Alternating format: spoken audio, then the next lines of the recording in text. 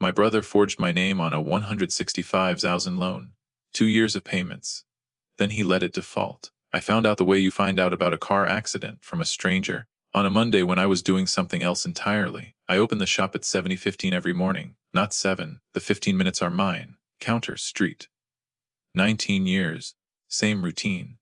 That Monday there was a certified mail envelope sitting where I put my keys. Red stamp. Bank logo. I picked it up, set it down, turned on the press machine. The machine takes 4 minutes to warm up. I've never once stood there watching it warm up. That morning I did.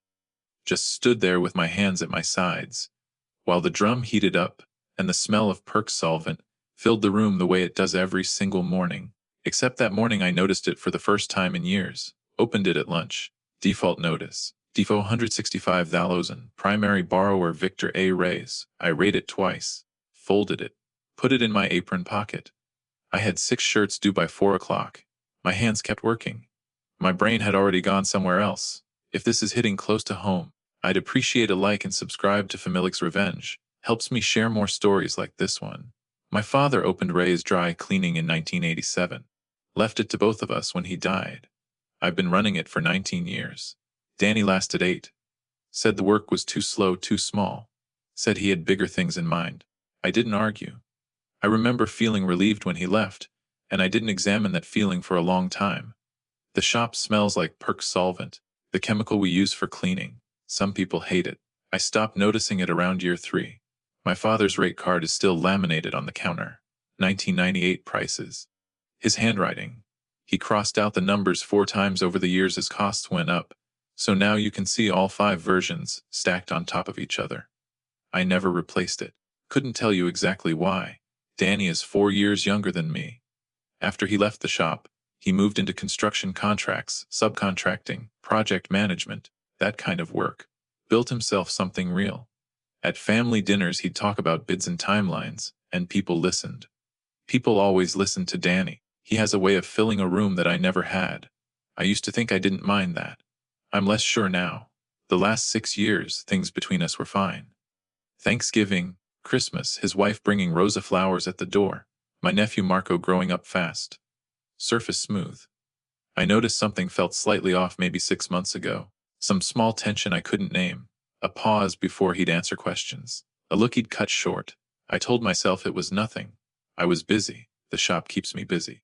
It's a good reason and also a convenient one, and I've never been totally honest with myself about which one I was using. Rosa has been my wife for 26 years. She drinks tea every morning. I don't, but she makes 2 cups anyway. I've never asked her to stop. Some habits become their own kind of language. My son is grown, lives in Phoenix.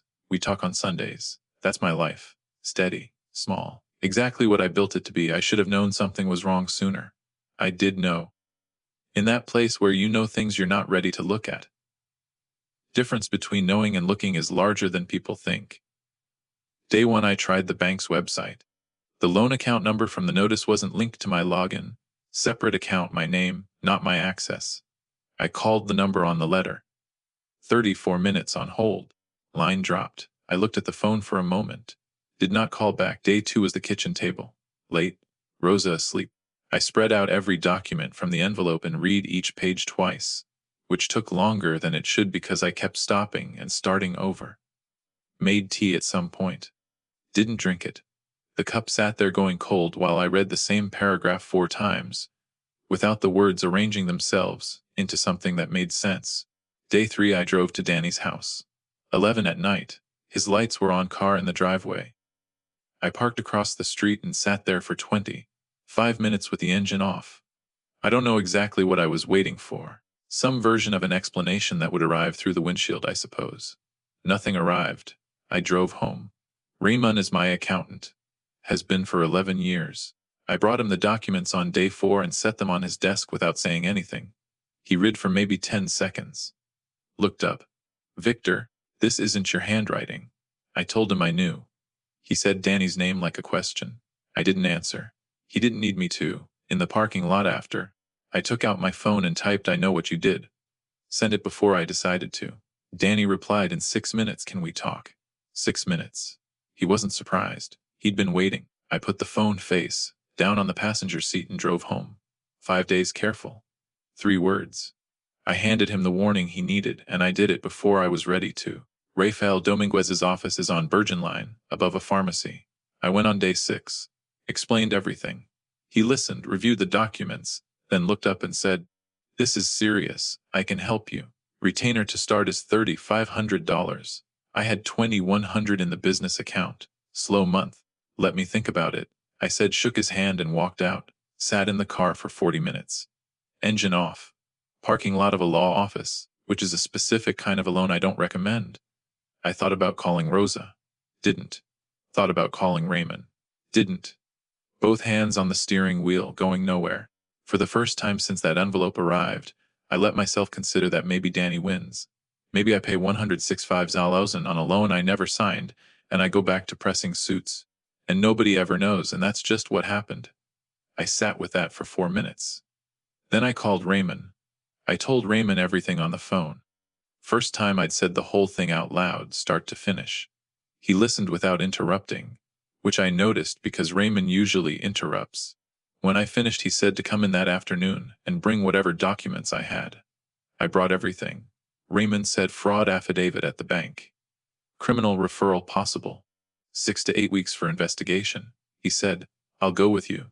And I nodded, and I was embarrassed by how much relief that caused me. A man my age. Embarrassed to feel relieved that someone offered to help. That's what pride costs. Miss Patricia Huang at the bank was efficient. Raymond put the documents on her desk, and she pulled my original account signature, 19 years old, from when I first opened the business account, and held it next to the loan application. 3 minutes of silence while she compared them. She turned the pages slowly, which I didn't expect, and I found myself reading her face for clues she wasn't giving. She looked up. "Mr. Reyes, you did not authorize this loan." I told her I had never signed that document. Affidavit filed. Criminal referral initiated.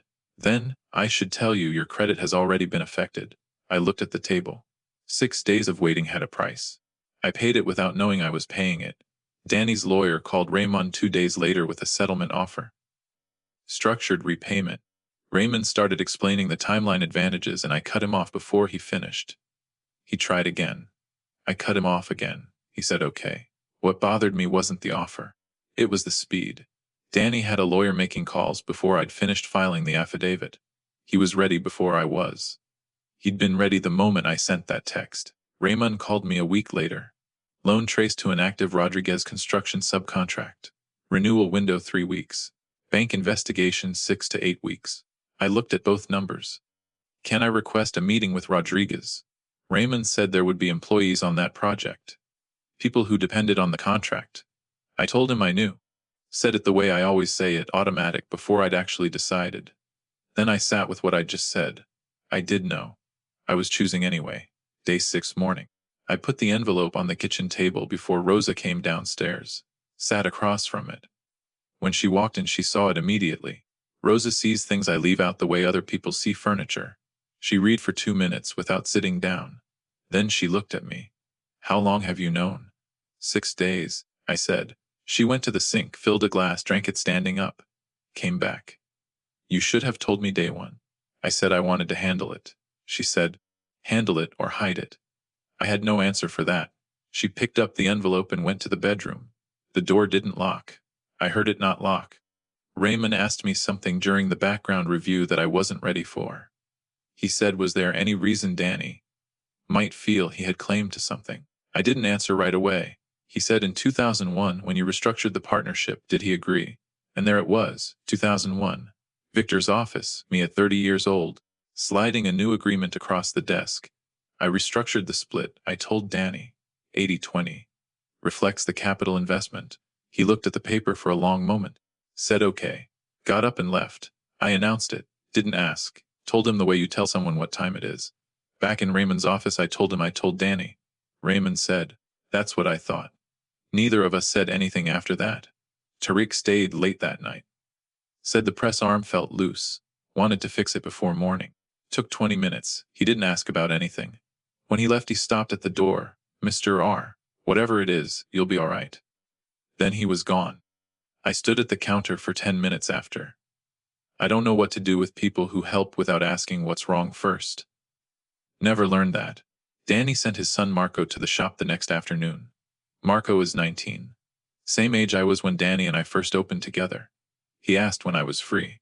I said I wasn't. He stood there a moment, then left.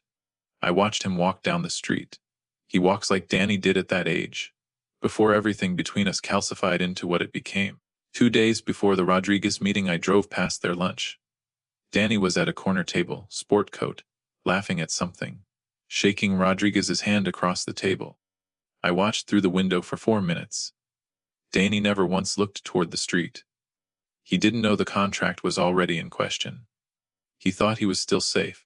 I drove home and sat in the car outside the shop for 10 minutes before going in. Not because I was unsure. Because I wanted to be certain I was doing this for the right reason, not just an easier one. I decided the reasons were close enough. Rosa made tea that night. 2 cups, same as always, even though I still don't drink it. She sat across from me while I organized the folder. 3 minutes of quiet. Then, you're going through with it? Yes. Rodriguez? Yes. She wrapped both hands around her cup. Danny's going to lose that contract. Yes. And the people who work for him. I didn't answer. She said okay, not like she approved. Like she understood this was already decided and she was making her peace with it. That was enough. I drank the tea while it was warm. First time in this whole story I had done that. Rodriguez Construction, Thursday, 2 in the afternoon. Conference room. Mr. Rodriguez, his CFO, their legal advisor. Raymond had offered to come. I said no. I placed the folder on the table, didn't slide it, placed it, and said, before you renew his contract, you should know whose name is on his debt. 19 words. Rodriguez took the folder, passed it to the CFO, passed to legal. 90 seconds of silence. Rodriguez looked up, looked at Danny's contract on the side table, looked back at me. Thank you for coming in, Mr. Reyes. I was out in 14 minutes. Parking lot. I stood beside my car for a moment. I thought it would feel like something specific, relief, or satisfaction, or the particular release of a thing finally finished. It didn't feel like nothing either. Somewhere in between that has no name. Danny called while I was still standing there. Those are my employees. Victor. I said my name was on his debt. He tried 2001. I said, I know what happened in 2001. 8 seconds of silence. He said so. I said so, now I know. Then I hung up. Settlement came 2 weeks later. Danny's lawyer offered $140,000. Raymond explained the timeline, said it was reasonable. I asked full amount in court, best case. He said 14 months minimum. I looked at the number. 25,000 short of what Danny took. I said fine and signed. I never told Rosa the number I'd been expecting. Just said it was handled. Mrs. Patricia had been coming every Thursday for 11 years. Church choir robes, always by noon. 3 weeks after the Rodriguez meeting she stopped. No call, no note. She's Danny's wife's closest friend. I put her file in the back drawer. Didn't ask Tariq about it. Some things announce themselves by not showing up. One evening Rosa was reading at the kitchen table when I sat down across from her. I said in 2001, I didn't ask Danny. I told him. She looked up from her book, said she knew. I asked how. Danny told her, she said. Years ago I sat with that. Asked why, she never said anything. She said, you didn't ask. Long pause. I said so I did the same thing to him that. She cut me off. Said you both did something. Then he did something much worse. I asked if that's how it works. She said she didn't know how it works, only that both things were true. Then she went back to her book. I stayed at the table for a while after. Tariq got a small raise that Friday. I didn't explain why. He said thanks and went back to pressing. That was the right response and I was glad for it. The shop runs the same. Counter, press machine.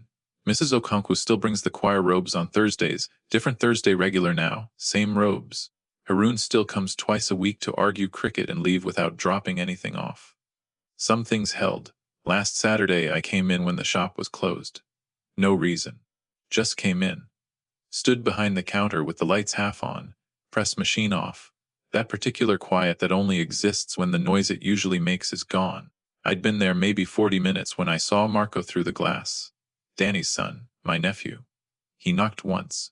Stood there waiting, hands in his jacket pockets. The way someone stands when they were raised to be patient, even when they have every right not to be. I didn't move.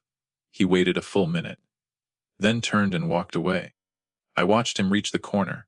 Watched him not look back. I put my hand on the counter next to my father's rate card. 5 prices in 5 different pens, each one crossed out when the world made the last one wrong. I know that card by touch now. Don't need to look at it. I know what Danny did. I know what I did in 2001. I know what I did in that conference room, and what it cost, and what it didn't fix. I know all of it.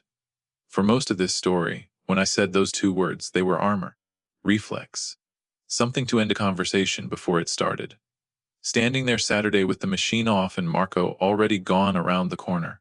For the first time, they were just true. If this story stayed with you, I'd appreciate a like and subscribe to Familix's Revenge. It helps me keep sharing. Thanks for listening.